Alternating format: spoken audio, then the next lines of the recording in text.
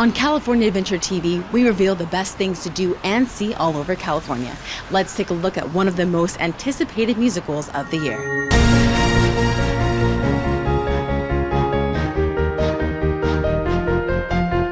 We're here today at the production office of Loving the Silent Tears, a new musical that will premiere in Los Angeles on October 27th at the Shrine Auditorium.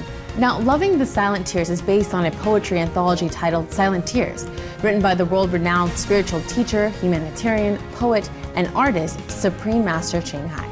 With me is two-time Oscar-winning composer and creator of the musical, Mr. Kasha. Hi, Al, how are you? Nice to meet you, Dionna. Thank you. How are you doing today? I'm doing great, better with you here. So tell me, what inspired you to create this musical?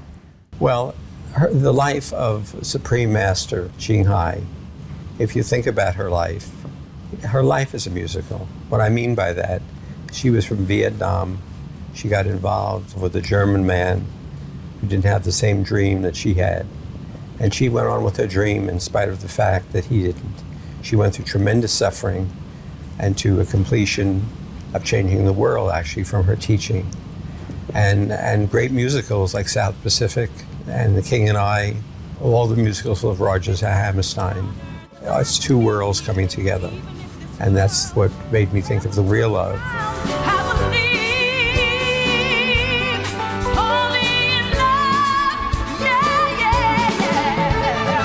Last year's show, The Real Love, dealt with more of the love story. This is more of a spiritual story, a spiritual journey actually through life that Supreme Master Ching Hai has done in her own life. So in my mind, it's a step up. If you look at her work, there are three major things in her work that show in these poems, and that's love and action. There are a lot of people who say they love you, but they don't put it in action. Right. Number two is the foods you eat. She's very much into healthy foods, being a vegan in that regards. And number three, she cares for animals a great deal, which we don't care for. And it shows it more in this piece than The Real Love did, which was more of their love story between her and her German husband. Right. So The Real Love is kind of more of a catalyst into this year, which is about the spiritual journey and her having kind of these core principles. Right, this is the spiritual journey. And what about the poems really inspired you to create music specifically? Well, the poems this year were more involved internationally than they were the first time I worked on the show.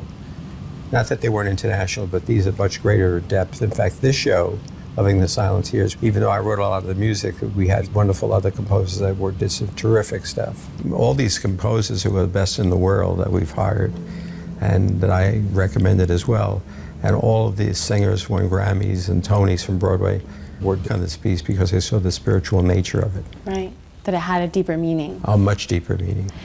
In my own personal life, she hit upon something. To me, there are 4 or 5 things. There's peace and love and joy and patience and steadfastness and faithfulness. And I think she had those 5 important things. Right. And she goes out there and speaks to thousands and thousands of people. To think she was this girl from Vietnam and God has raised her up to reach as many people. She touched my heart greatly. Why should people go out to see Loving the Silent Tears? I think it will lift them up inspirationally. I really do. This will, because it's more, what I would consider it's more human. It's not speaking from such a level that you don't get the message. And it's rooted in music. And it's written in music, and nothing is more powerful, if I can say it, than words with music. Correct. People will remember words, but when it comes with music, then they really remember it. Even when they didn't think they could. Yes. Hello, Buddha. Why do you cry? In your stone heart, how much desire? Well, we're seeing a person's struggles who came from deep, deep suffering to be known as a worldwide teacher. And she teaches about love, and she teaches about peace. And the way she does it is just incredibly honest. And when you think of the title, Loving the Silent Tears, it's for all the voiceless who can't speak.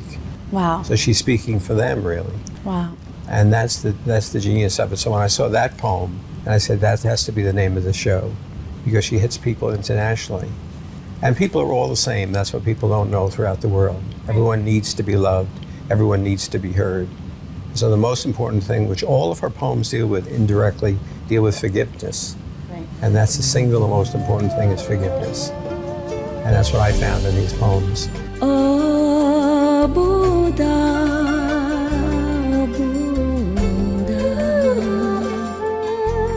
why did you leave Nirvana? We have a thing from Brazil, we have a thing from Jamaica, which is a Jamaican beat, we have a thing from France, and yet the message is all the same, which is about love and peace. An international message. An international message. Dearest Master, please sympathize with all my fellow beings that are on the same boat.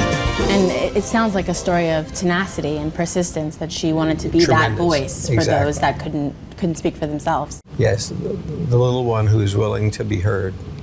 As Jesus said, the least of these shall be heard. As I said earlier, and which I'll always believe, she speaks for all the people who are voiceless. Wow. So what about that poem touched your heart?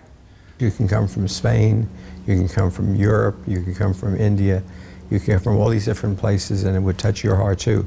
Now, why does it touch your heart? It deals with forgiveness, it deals with being voiceless, and it deals with being truthful. And I think there are so many people who are loving rather than dying to tell the truth. And the music came very quickly. It's quicker than anything almost I've ever done, because the words were so powerful. I always feel that words are richness, and music is power.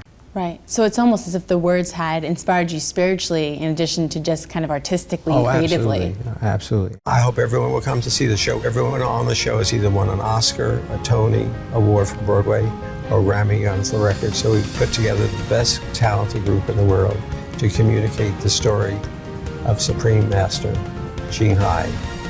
Thank you so much for speaking to us today, Mr. Al Kasha. Thank you, Dionna, very much.